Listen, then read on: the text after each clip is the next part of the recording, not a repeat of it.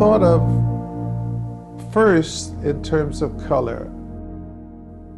Not a new idea, and certainly not my idea, but I thought that a band of color going around the base of the building might be interesting as it changed and redefined what that base might look like.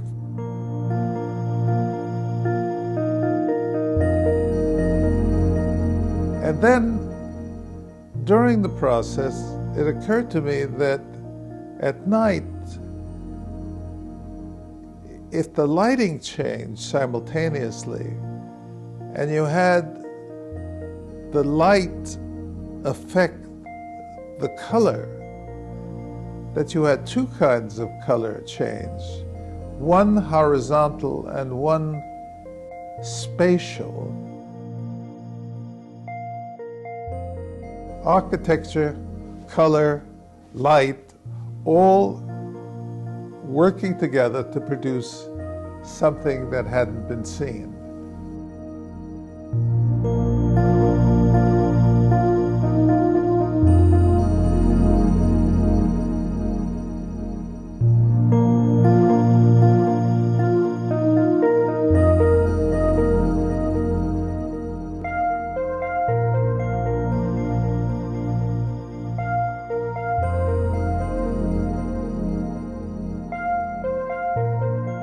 In 1974, the U.S. General Services Administration commissioned graphic artist Milton Glaser to create a mural for a new federal building in downtown Indianapolis.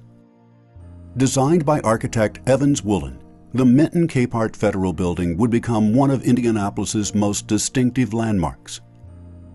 Through GSA's Art and Architecture program, artist and architect were brought together in a successful collaborative effort.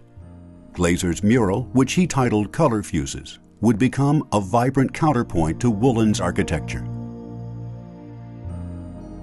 Milton Glaser said that he wanted to create a mural that would express a new sense of openness and a new kind of government. And I think that's a really aspirational thing to make in a public artwork. I think so oftentimes artworks are figurative, in memorial, that we want to hold on to these really clear ideas of what happened in the past. And so to make an artwork that's trying to express an abstract idea through color in a mural is I think a really courageous thing to do. At 672 feet long and 27 feet high, the artwork wraps the entire lower level of the Federal Building, making it one of the world's largest contiguous murals. After nearly 40 years of exposure to harsh environmental conditions, the mural's finish was worn, its rich palette of colors had faded, and its specially designed lighting system no longer worked. Color fuses had nearly disappeared from public view. In 2012, GSA restored this important work of art, giving it the vitality that Glaser and Woolen originally intended. Evans Woolen's buildings don't all look the same. They are built to fit into their context, and none is more obvious once you start to think about it than the Federal Building. He wanted to fill the block so that it made this plaza of the War Memorial, surrounded by the Federal Building, the library, the War Memorial Building, and the Scottish Rite across the street. He kind of looked at the top of the War Memorial Building, which is a stepped pyramid, and he inverted it. He made an inverted ziggurat building that steps in at every floor. I've always been surprised that someone who's working in making a building in the brutalist style, a style that's typically unadorned, only relies on light and shadow and geometric forms, has a very colorful mural wrapping the base of it. What the problem was is that the architecture itself is so powerful and so dominant and so fully realized. It has a form that is extremely aggressive. In short, it is so full already that the introduction of another dimensional element would be enormously difficult. I said to myself, maybe it shouldn't be an object.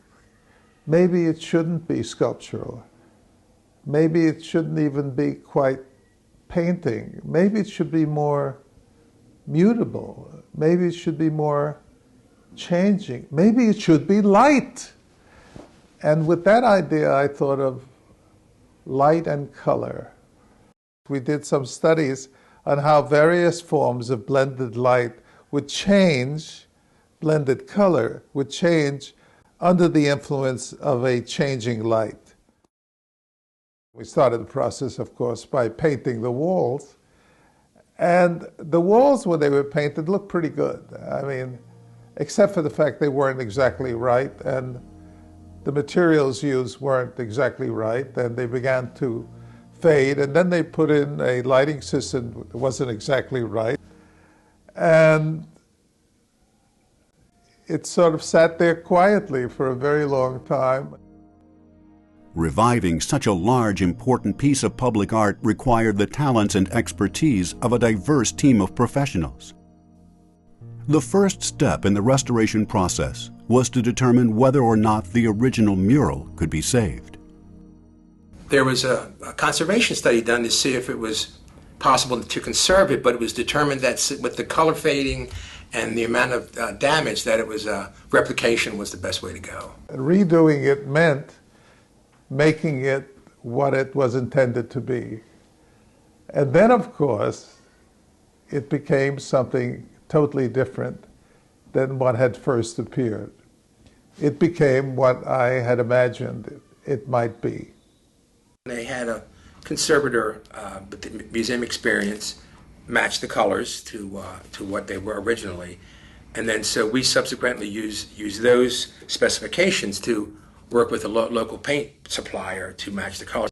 It's not like a bedroom where you can kind of go in and paint the walls easily. You know, we have to get up on scissor lifts, go up, 24 feet in the air. So you're not just kind of able to walk around and do things. I mean, it's a slow process. It would be ideal if you had a 30-foot arm, so you could give one sweeping motion. But realistically, you have to work from lifts that often have jerking motions, and you're working with equipment that it's not that's temperamental. It's really, if your spray equipment isn't working perfectly, any flaw will be shown. I've not done anything quite like this. I have worked in what they would call restoration projects, churches, theaters, that kind of stuff. But that usually involves stencils and leafing and glazing, so nothing this massive, where the canvas is it's huge. So this is pretty unique. Matching and blending the mural's 35 bands of color were only half the restoration challenge. Glaser's original design called for a special lighting system that would enhance and highlight the mural at night, but the technology of the time wasn't up to the task. The lighting was kind of yellowish, and the mutability of the color didn't quite match what we had in our minds, and as a result of that, it kind of half worked, and nobody was exactly satisfied, least of all me. In the mid-70s, when this was commissioned, custom lighting control were hand-built massive dimmers. The original system was ahead of its time, which meant it really didn't work very well. Advances in digital technology led to the installation of a sophisticated computer-controlled system that uses energy-efficient LED lights. These are light-emitting diodes. They can have different color temperatures. We had experimented with, should we play with the color of the light? What surprised me was it didn't need my dabbling. It stood by itself, and it just made our job simpler, because I think of the success of Milton Glaser's palette. I think it's a very successful installation on its own, and what we really tried to do was stay out of the way so that we could let the building breathe and move the way I hope, Glaser had thought it would look. The idea of a light as a moving element in architecture is kind of a new idea. And that to bring the aspect of color, light, and motion, and combine that with something as permanent as architecture, seems to me to open the door to another consideration of what light and architecture might do when combined. If you come here at night and you look at some of the historic buildings that are on this area, they also have saturated color light, and the building really sits in the footprint of this town and these monuments that are close by. It's really a good fit, and the enhanced color just brings it back to work well with its neighbors.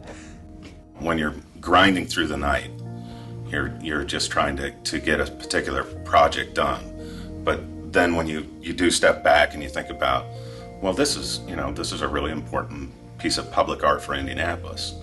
And then it kind of, like, the responsibility kind of hits you. It's like, oh wow, this is really a big deal.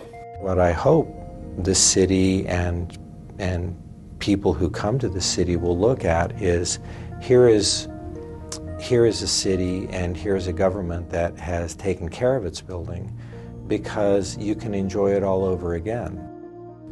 And if there's anything to take away, I hope the public determines that it was worth both the time and the effort to make something not only a destination, but something to take pride in.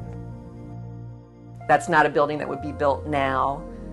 It's a building of its time. That piece of artwork is very much a piece of artwork of its time.